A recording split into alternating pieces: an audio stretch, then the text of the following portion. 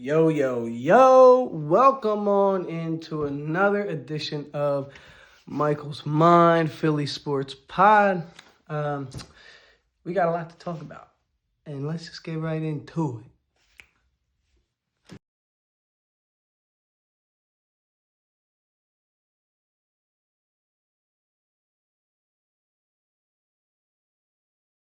Y'all saw the intro. You know we got a lot to talk about. Really, we don't.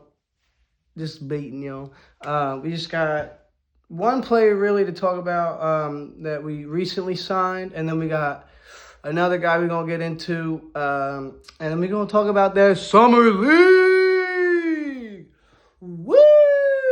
You don't understand how hype I am for this summer league, especially game one. But that's gonna be at the end of the vid, and we'll get into it. Firstly, we got to talk about Jabari Walker, not me. Waking up, this was a couple days ago though, seeing the signing, the reports, and saying, we got Jabari Parker, after I already knew that he signed with another team. I don't know why. I was just so hype. I was like, oh my God, it's Jabari Walker. Now, listen, that doesn't mean he ain't going to be good. I actually am really excited about the signing. That's what we're going to talk about. So, you're going to see in the screen, I'm going to be gone, but you're just going to be hearing my voice. I got Jabari Walker in his best year, which was 2 years ago, not last year. He averaged 8.9 points, 7.1 rebounds. We ain't going to talk about the assists because he ain't an assister. But this was in 23-24, as you can see on the screen. Look at those minutes he was playing. 23.6 minutes, we'll just say 24 minutes a game. All right, so that was his best year. And then you go ahead and you look at his most recent year, last year, and he was running half that, about half that, 12.5 mins a game in 24-25. He put up 5.2 points, 3.5 boards. It's a dip in production, which is not what you want to see because that's probably what he's going to be playing at, probably less than that, maybe. I don't know. I don't know entirely, especially with the way Nick Nurse likes to throw around players and stuff like that. But yeah, so back over to me, you know what I'm saying? So in those minutes, you know, they were cut in half, but he still was putting up, 5.2 points, and that's just a dip of like, you know, anywhere from 2 to 3 points a night. But the reason that I was saying it's a little bit concerning is because he will be playing that role player aspect on our team. We just want to see a lot of energy from him. We just want to see a lot of vibes from him. And I'm sure that's what we're going to see. I mean, it's going to be his fourth year in the league. A lot of guys take that next jump in that fourth year. We'll just see. We'll see what happens. We're going to see if he commands more minutes or not. You know what I'm saying? And if he doesn't, it's fine because we got Trent Watford. And I know some of y'all might have seen that video about me calling him Trent Waffles. I will take that back. We'll see, though. We'll see. It might be a recurring theme throughout the season. But good old Waffles, you know, what I like about the signing is this. You know, he's definitely a hustle guy. He'll do the work.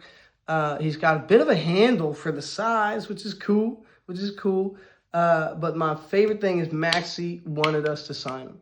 He's a friend of Maxey, and you know when you go ahead, and I know it's a completely different sport, different comparison, different locker room, different size of roster. But when you look at the Birds, go Birds! When you look at the Eagles, they went the full route of just getting vibes in the locker room. You want the good vibes. You want guys who have that chemistry, who are all homies. And it seemed to work out pretty nice, you know what I'm saying? So I like that we're going this route. And one thing I want to say real quick, too, about it is it kind of shows that, like, who's the new leader, who's the guy we building around, you know what I mean? If you're going out and getting players to sign them, and it's about, like, oh, Maxey wants us to get this guy, let's go sign him. I mean, that's a good sign for, you know, what we've been talking about in this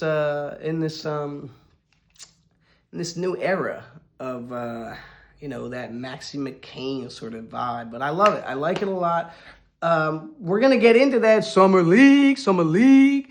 We're gonna talk about the roster, but really quick, I wanted to say too, a lot of people have been talking about what's the holdup with Quintonius Grimes signing.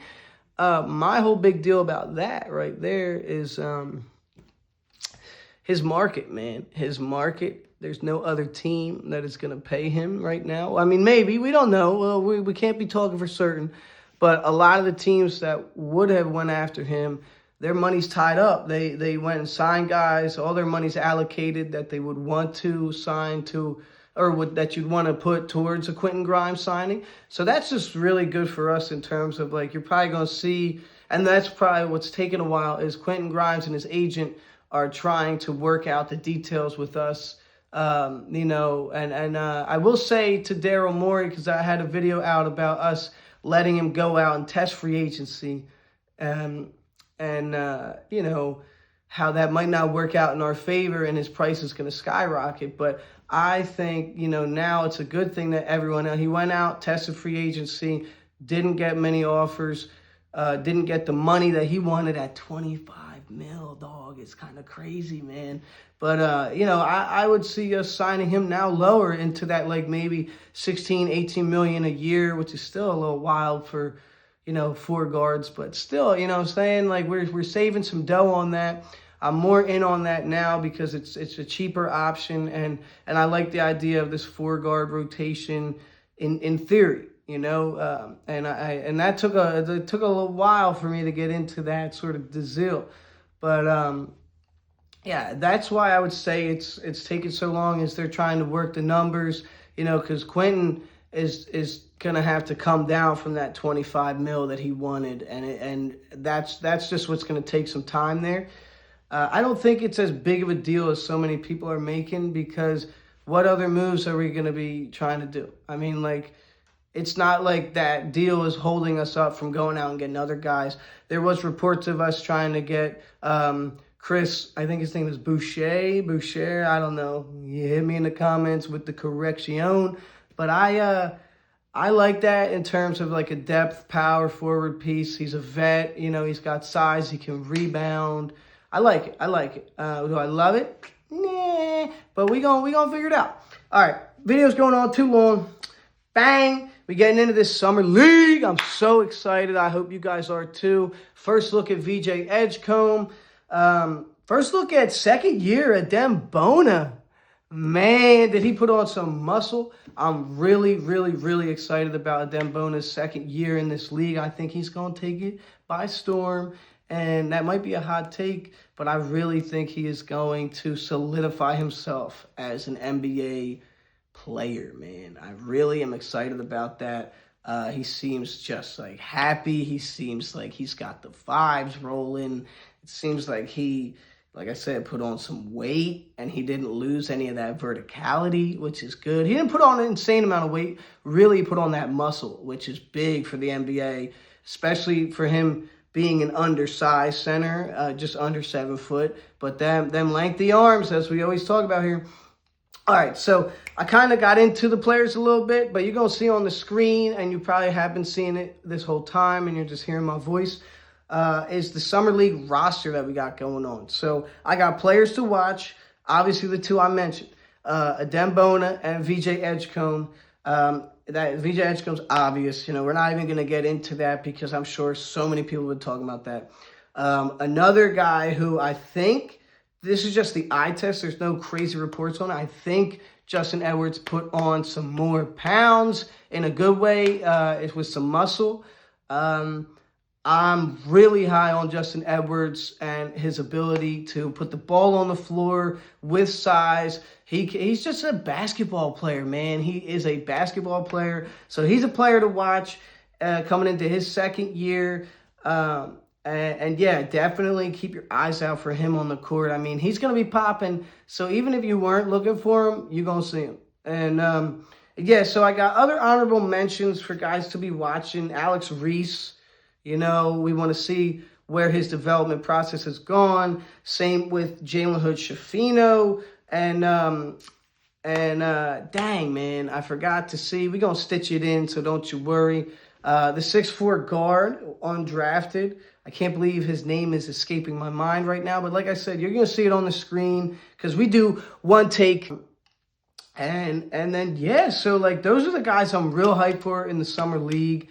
How can we forget our boy, Johnny Bravo?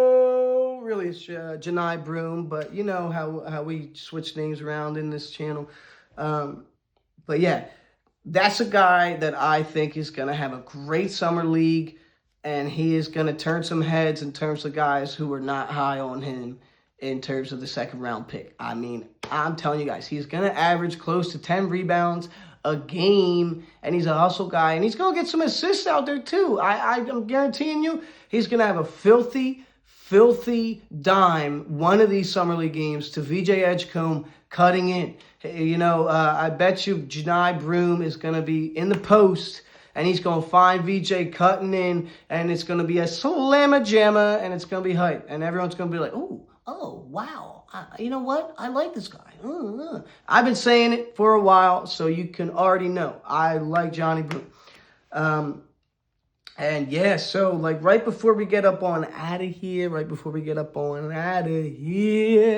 people already been talking about it, but I am telling all Sixers fans, all Utah Jazz fans, if you are not going to tap in and watch tonight, what are you doing, man? It is the first career-long battle between Ace Bailey and VJ Edgecombe. It is a must-watch game if you guys are going to be tracking their careers, especially on the Sixers side. I mean, do we got some thoughts on Ace Bailey and all of that pre-draft process, all that attitude, all that stuff, all the things that were said, you know what I mean? So this is like, we got a little vendetta out there, and I wouldn't be surprised if VJ does too. I think he's got a little bit of that Jimmy Butler kind of vibe to him, where once he establishes that dominance on the court, if he does, it's a wrap, and there's going to be a body. I'm telling you, VJ Edgecombe is going to put somebody in a poster. I'm just really hoping that it's Ace Bailey, man. All right, listen.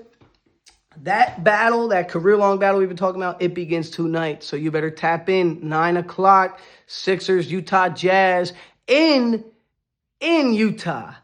Whoo, man, it's going to be a movie. Now, listen, y'all keep it trio, y'all keep it real. I'll catch y'all after the game, yo. Peace.